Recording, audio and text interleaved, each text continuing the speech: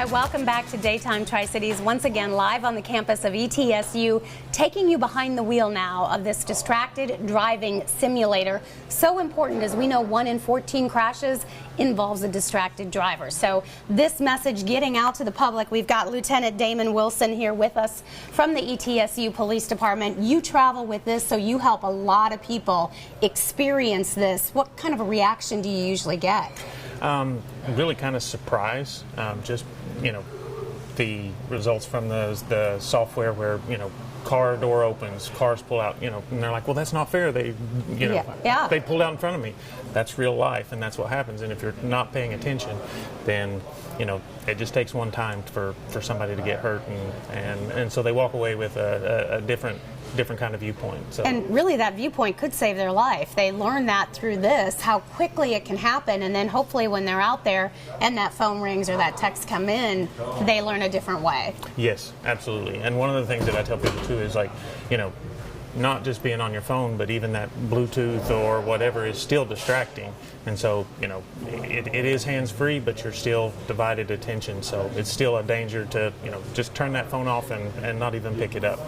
Okay, so you've got me set up and we've moved the seat and I can hit the gas and the brake. Mm-hmm. It's basically set up just like a regular car, gas pedal, brake pedal, steering, etc. The steering wheel is a little different than a normal car for it's for gaming. Okay. But I'll give you the cell phone. Okay. And then as you're driving, you'll get random text messages or a call or something. So we'll get you started. Okay. It's a little weird to start, so I'll go ahead and get it starting my engines. The voice will give you directions as far as, to go straight, turn left at the next intersection, turn right. Okay. We're driving in a city environment, so the speed limit's 30 miles an hour. If you go a little bit over, you're fine, but it will take it speeding as a distracted driving event as well. Okay. So I'll put you in drive, and you are good to go. Oh, and I've got my rear view mirror. Oops, didn't see that car. Okay, so we're pulling out. There'll also be like a green arrow pop up that'll also kind of give you at the next intersection, turn left. Turn left at the next intersection. So I'm going 25. The wheel is a little bit different, isn't it? Yeah, it is a lot more responsive than a regular car. So normally I would signal. It wanted me to turn left, didn't it? Okay, and I kind of just ran that red light. So I am definitely... It's been stopped. I did not follow the directions. Okay, so being distracted on live television and with a cell phone. Signs direct you otherwise. So it'll reset, and basically at the end it'll give you statistics as well as far as how many distracted driving events you had and so forth. So, oops. Squall on the tires. All right, you're good. I'm doing great. You are a phenomenal driver. Yes. Okay, now listening 30 miles, I'm going 25. Get in the left lane. Okay. All right, I'm getting in the left lane. I'm turning, okay. And now, it does not want me to turn here since it says no left turn. Green light. Now I'm doing better. Nope. Oh, okay.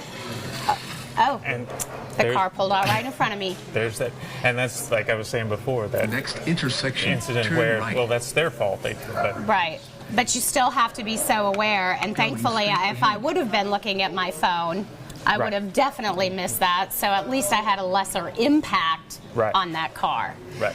So obviously you said you can do this distracted, you can also do impaired driving, and you now have goggles as well, Lieutenant? Yes, ma'am. So before we do the start, we can go in and set the responsiveness of your steering, gas, braking to a different impaired level of like 0.05, 0.08, 0.1, and 0.15, which will give the machine a responsive at that BAC. But then adding the goggles has really made an impact as well as far as people's ability to see how impaired driving will. Yeah, it's very realistic. I can see how this message would definitely have an impact. Thank you so much for showing us this technology. We're going to let our viewers know that this is available. It is actually headed to a high school later today. If you would like to learn more about accessing it for your organization or your school, you can do so by calling the ETSU Police Department. You can also find that information on their website, etsu.edu/police.